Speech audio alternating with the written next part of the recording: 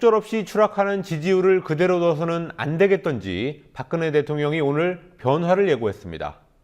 그러나 소폭이며 일부의 변화라고 한계를 분명히 했습니다. 언제 바꾸겠다는 건지도 불분명했습니다.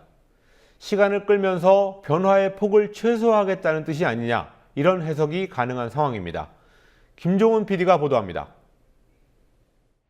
박근혜 대통령이 오늘 오전 국무회의에서 청와대 조직의 일부 개편과 소폭 개각을 언급했습니다.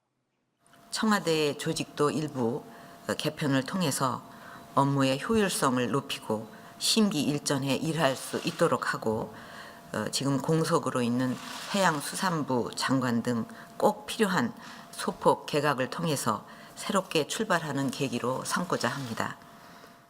박 대통령은 음종환 전 청와대 행정관의 부적절한 발언 등으로 인해 청와대 공직기강이 무너졌다는 지적이 빗발치는 상황을 의식한 듯한 발언도 했습니다.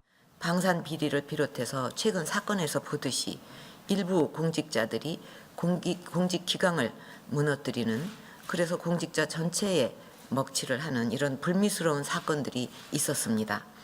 각 부처는 소속 공무원과 산하기관 종사자들의 근무자세 확립을 위한 교육에 힘써 주기를 바라고, 지난주 신년 기자회견에서 인적 쇄신 요구를 외면한 박 대통령이 오늘 일부 혹은 소폭이나마 변화를 예고한 것은 기자회견 이후 최악이 된 여론 때문으로 풀이됩니다. 어제 여론조사 기관인 리얼미터에 따르면 박 대통령의 지지율은 지난주보다 3.8%포인트 하락한 39.4%로 취임 후 최저치를 기록했습니다. 박 대통령에 대한 부정평가는 지난주보다 3.0%포인트 상승한 51.9%로 조사됐습니다. 부정평가와 긍정평가의 격차는 12.5%포인트로 마찬가지로 집권 후 최대 격차를 보였습니다.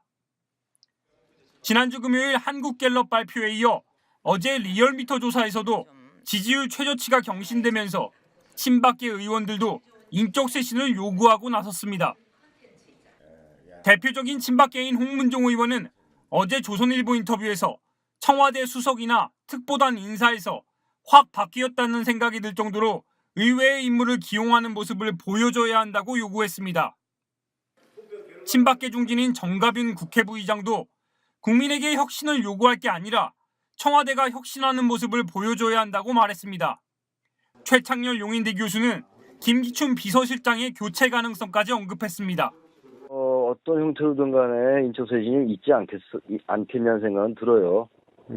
지금 소폭 개각을 얘기했으니까. 네. 청와대의 그 비서실장 문제, 김기춘 비서실장도 이제 집권 3년차 전 시기에 김 실장을 교체할 가능성이 좀 있다고 좀 봐요.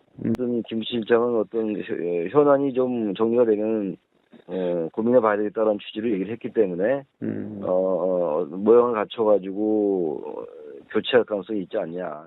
그러나 최 교수는 문고리 비서관 3인방에 대해선 대통령이 교체가 없을 것이라고 말한 만큼 자리를 지킬 것이라고 내다봤습니다.